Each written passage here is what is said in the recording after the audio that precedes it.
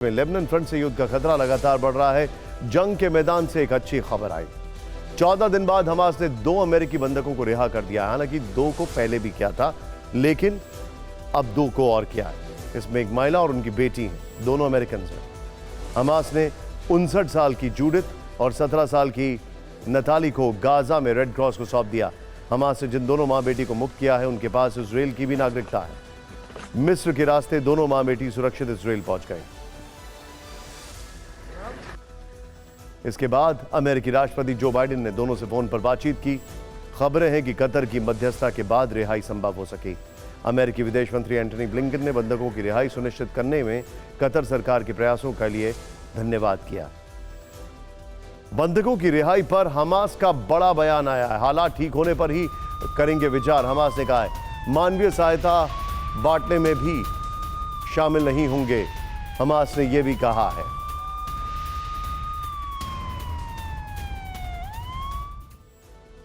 Hamas की कैद में अभी भी 210 नागरिक बंधक, 2 अमेरिकी नागरिक रिहा, 210 अभी भी बंधक। इजरायली डिफेंस फोर्सेस ने बंधकों पर जानकारी दी। इजरायली पीएम नेतन्याहू ने कहा कि बंधकों को लाने में ढील नहीं बरतेंगे। सीएनएन के हवाले से बंधकों की रिहाई से जुड़ी एक बड़ी खबर आ रही है।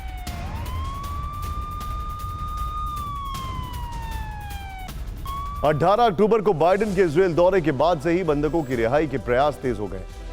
अब बंधकों की रिहाई पर जो खबरें सामने आ रही हैं, उसके मुताबिक बंधकों को छुड़ाने के लिए इजरायल ने रूस से मदद मांगी है, खासकर रशियंस को छुड़ाने के लिए। हमास की कैद में रूस के 7 नागरिक बंधक बताए जा रहे हैं। इजरायली पीएम नेतन्याहू ने कहा है कि सभी बंधकों को वापस लाने की कोशिश हो रही है। हालांकि नेतन्याहू ने यह भी कहा है कि बंधकों की रिहाई में इजरायल नरमी नहीं बरतेगा। इस बीच इजरायली अधिकारियों के हवाले से खबर है कि अमेरिका और यूरोपीय संघ अपील कर रहे हैं कि बंधकों की रिहाई तक गाजा में ग्राउंड ऑपरेशन को टाल दिया जाए। इस सब के बीच में इजरायल के हवाई हमले में 12 बच्चों की मौत हो गई है। बड़ी खबर है, गाजा के दीर अल बला में हमले में मारे गए। रात को हुए हमले में भारी तबाही मची।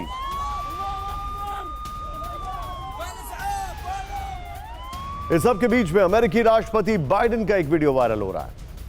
यह वीडियो उस वक्त का है जब वो इजरायल दौरा पूरा करके अमेरिका के लिए उड़ान भर रहे थे। प्लेन की सीढ़ियां चढ़ते वक्त एक रिपोर्टर ने उनसे सवाल किया कि क्या इजरायल को बाकी बंधकों की रिहाई तक ग्राउंड ऑपरेशन को स्थगित कर देना चाहिए। इसका उन्होंने जवाब क्या दिया, आप खुद सुनें।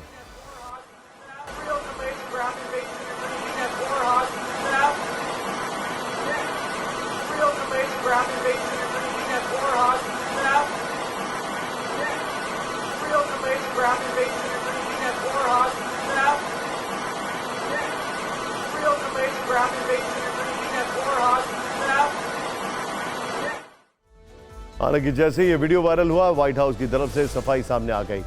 बयान में कहा गया कि राष्ट्रपति बहुत दूरी पर थे, वो पूरा प्रश्न सुन नहीं सके। उन्होंने जो सवाल वो सुनाई दिया वो ये था कि क्या आप और अधिक बंधकों को रिहा होते देखना चाहेंगे। वो किसी और चीज़ पर नहीं बोल रहे थे। वैसे अब ये हमें मान लेना चाहिए कि बाइडेन जब भी कोई जवाब दें, व्हाइट हाउस उस पर क्लैरिफिकेशन जरूर देगा। खैर, 7 अक्टूबर को हमास के अटैक के बाद इजरायल ने गाजा पर ताबड़तोड़ हमले किए। गाजा को बिजली, पानी और जरूरी सामान की सप्लाई ठप कर दी गई। अब 14 दिन बाद गाजा को जरूरी दवाएं और खाने की सप्लाई संभव हुई है। मिस्र की तरफ से रफा क्रॉसिंग खोले जाने के बाद 20 ट्रक राहत सामग्री लेकर गाजा पहुंचे। आने वाले दिनों में सप्लाई और बढ़ने की उम्मीद। इस बीच अमेरिकी स्टेट डिपार्टमेंट ने कहा है कि हम सभी पक्षों से आग्रह करते हैं कि रफा क्रॉसिंग को खुला रखा जाए।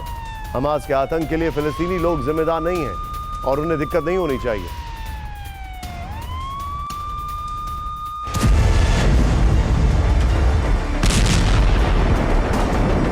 7 अक्टूबर से बम बारूद और तबाही देख रहे गाजा के लोगों को 14 दिन बाद जाकर मदद नसीब हुई है। इजराइल से मंजूरी के बाद राहत सामग्री लेकर करीब 20 ट्रक मिस्र की राफा क्रॉसिंग के रास्ते गाजा में दाखिल हुए। 19 अक्टूबर को संयुक्त राष्ट्र महासचिव एंटोनियो गुतरेस ने राफा क्रॉसिंग का दौरा किया था और हालात का जायजा लिया था। यूएन महासचिव ने इजराइल से अपील की थी कि राहत सामग्री गाजा जाने दी जाए। शायद अपील के बाद ही गाजा को मदद मिलने का रास्ता खुल सका है।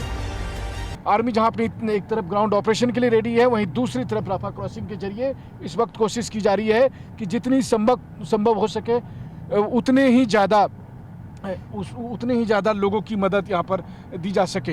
राफा क्रॉसिंग पर राहत सामग्री लेकर खड़े ट्रकों की कतार लगी थी। इजराइल उन्हें अंदर जाने की परमिशन नहीं दे रहा था। आखिर में अंतर्राष्ट्रीय दबाव के बाद इजराइल इस पर सहमत हुआ और गाजा के लोगों को जरूरी दवाएं और खाने पीने का सामान मिल सका। अब इस युद्ध से जुड़ी एक और बड़ी खबर।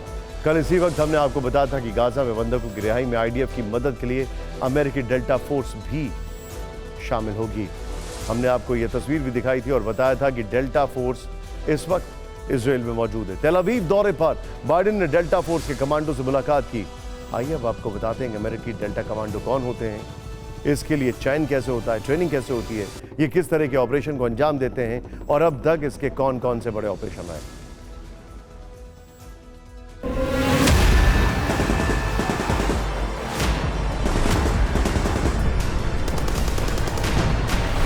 अमेरिकी सेना के ये बेहद घातक, खूंखार और जांबाज कमांडो ही डेल्टा फोर्स की ताकत है। चाहे वो अफगानिस्तान की धरती पर तालिबानियों के बीच मिशन को अंजाम देना हो या फिर सीरिया की धरती पर आईएसआईएस के टॉप लड़ाकों को ढेर करना हो या फिर इराक या अफ्रीका में ही कोई सीक्रेट मिशन हो, दुश्मनों का सफाया 100% तय। हालांकि इसका पूरा ऑफिशियल नाम first special forces operational detachment है। इसे शॉर्ट में डेल्टा फोर्स कहा जाता है। वैसे इसे कॉम्बैट एप्लीकेशंस ग्रुप या आर्मी कंपार्टमेंटेड एलिमेंट एस के नाम से भी जाना जाता है। ये फोर्स अमेरिकी थल सेना के अंदर काम करती है, लेकिन इसका control joint special operations command के पास होता है। कहा जाता है कि जिस तरह इजराइल की स्पेशल फोर्स खतरनाक मिशंस को अंजाम देती है, उससे भी ज्यादा मारक अमेरिका की डेल्टा फोर्स है। खतरनाक आतंकी संगठनों, आतंकियों और दुनिया के लिए खतरा बन चुके लोगों को ठिकाने लगाने की जिम्मेदारी डेल्टा को दी जाती है। बंधक संकट से निपटने में भी डेल्टा फोर्स को महारत हासिल है। डेल्टा फोर्स के कमांडो को ऑपरेटर के नाम से भी जाना जाता है। डेल्टा फोर्स के ऑपरेटर के तौर पर वही सैनिक भर्ती होते हैं जो अमेरिकी सेना के एलीट स्पेशल फोर्सेस ग्रुप में होते हैं। डेल्टा फोर्स के कमांडो को काफी सख्त ट्रेनिंग के दौर से गुजरना होता है। इस सख्त ट्रेनिंग की वजह से ही डेल्टा फोर्स ने सीरिया में अबू बकर अल बगदादी को ढेर किया। बैटल ऑफ तोरा बोरा के नाम से मशहूर एक मिशन में उसामा बिन लादेन को जिंदा पकड़ने का मिशन चलाया। इराक में सद्दाम हुसैन को जमीन के नीचे से ढूंढ निकालने और पकड़ने में भी डेल्टा सैनिकों का बड़ा योगदान रहा है।